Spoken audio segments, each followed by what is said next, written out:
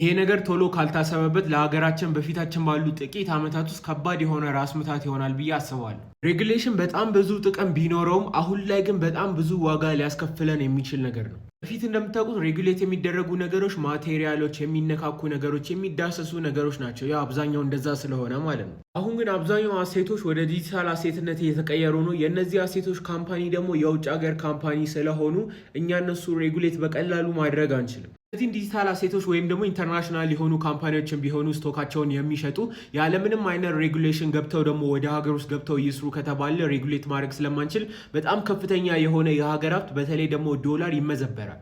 የሚደርስብን ጉዳት የዶላር ብቻ እንዳይመስላችሁ በጣም ከፍተኛ ዋጋ ያላቸው የብሔራዊ ደህንነት መረጃዎችንም ጭምር እናጣለን። አሜሪካ እንደ ምሳሌ ከወሰዳችሁ ማንኛውም ካምፓኒ በተለይ ደግሞ ፋይናንሻል ካምፓኒ ከሆነ ከመሬት ተነስቶ እዛ ሀገር ስራውን መስራት አይችልም። መጀመሪያ ከአሜሪካ ሴኪዩሪቲስ ኤንድ ኤክስቼንጅ ኮሚሽን ጋር ፋይል ማድረግ መቻል አለበት። ይህንን ለማድረግ ፈቃደኛ ካልሆናችሁ እንግዲህ ማንኛውንም አይነት ኦፕሬሽን ሀገራቸው ውስጥ ማድረግ አትችሉም።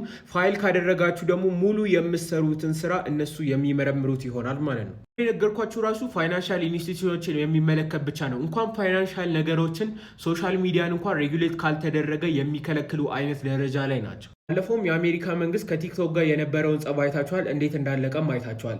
ነገር ግን ከዚህ ጀርባ ያለው አንድ ሀገር የአንድን ካምፓኒ ወይም ደግሞ ሶሻል ሚዲያ ሬጉሌት ማድረግ ቻለ ማለት አንድ የሚረብሸውን የሶሻል ሚዲያ ፖስትም ሊሆን ይችላል ማንኛውንም አይነት ነገር ካየ ማስወረድ ይችላል ማለት ነው፣ ሬጉሌት አድርጎት ስለሆነ።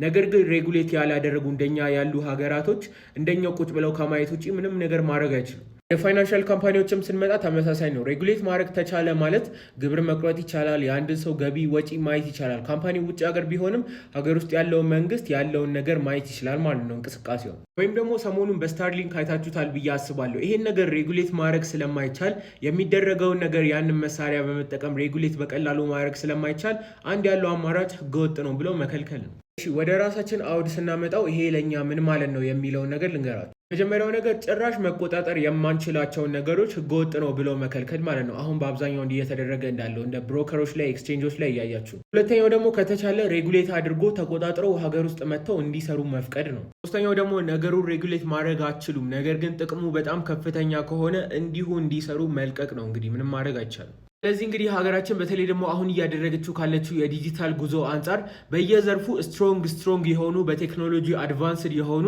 የሬጉላቶሪ ኤጀንሲዎች ያስፈልጓታል። ይህንን ነገር ቶሎ አቺቭ ማድረግ ካልቻለም ብዙ ነገሮችን ሪስትሪክት ለማድረግ እንገደዳለን። ተቃራኒ ደግሞ በዚህ ዳይሬክሽን ወሳኝ የሆኑ እርምጃዎችን መውሰድ ከቻለን በተለይ ደግሞ አሁን ካልን የህዝብ ቁጥር ብዛት አንጻር ማንኛውም ካምፓኒ እዚህ ሁሉ ኦዲየንስ ላይ ሚሳውት ማድረግ ስለማይፈልግ ሳይወዱ በግዳቸው መጥተው ሰብሚት አድርገው ሬጉሌት ይደረጋሉ ማለት ነው። ያወራሁት ሀሳብ